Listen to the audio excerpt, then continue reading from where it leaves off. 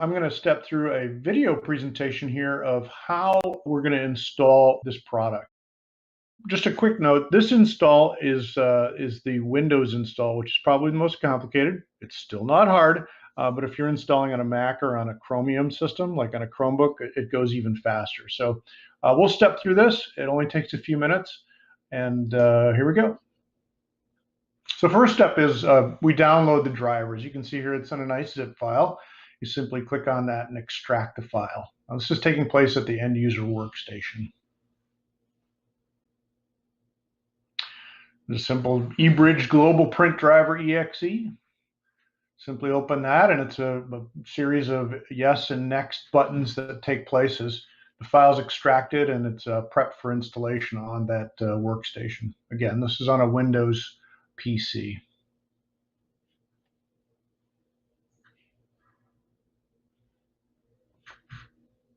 Standard EULAs. People will click through on that.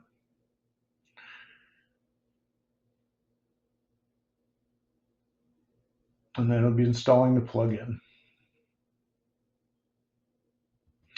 So at this point, the user is invited to log into a web page that welcomes them and says, hey, congratulations, now you've installed this print driver onto your device, and offers them some tips and tricks, which is a nice welcome to the completion of the install process on the PC.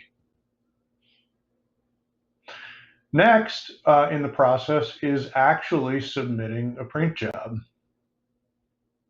And by doing so, it steps the user through a process of connecting their PC to their instance of the product online. As you can see there, the global print queue comes in at the top, just as it suggested during the install.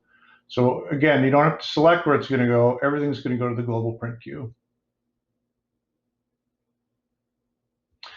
This next one here, and if you squint, you can see at the top, it says, please select the region you are in. This is really important for IT managers who are compliance focused, and most of them are. In this instance, you'll select a data center in the US. So that is where all information related to their print jobs will reside.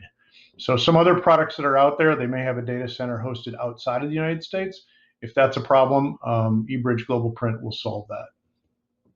So moving forward, a print driver registration code is generated in the system. And once you sign into the dashboard and authenticate using your standard single sign-on credentials, you will retrieve that code. Now, this is a process you don't have to do with Mac or Chrome. So this is where Windows is a little bit more complicated. But again, not difficult.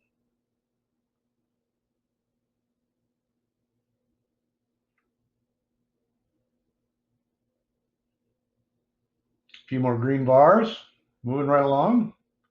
Okay, at that point in time, the print job now has been submitted and it is residing in the cloud waiting for retrieval. But before we retrieve it, we need the end customer to determine how they're going to authenticate. And we have two options, one being a PIN code, which is quite common, another one being a HID card. In this instance, we're going to go through the PIN code process. So this is Steve Bamberger. He ran through this a couple days ago and we recorded this, and he's going to set up his PIN so he can retrieve his print job. That unique code is unique to Steve and Steve only, and it is valid for all print jobs moving forward. If he does forget it, he can regenerate a new code for himself.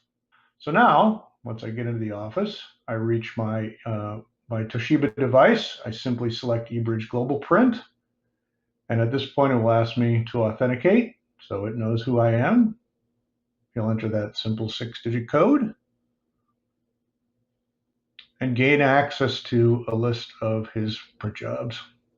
Since this is the first job, there's only one job to choose from, and he will select that and go ahead and release that. As Kirsten alluded to earlier, if she had a bunch of versions or maybe a couple of different documents, she can select only those she wishes to print and delete those which are no longer relevant. And that's it.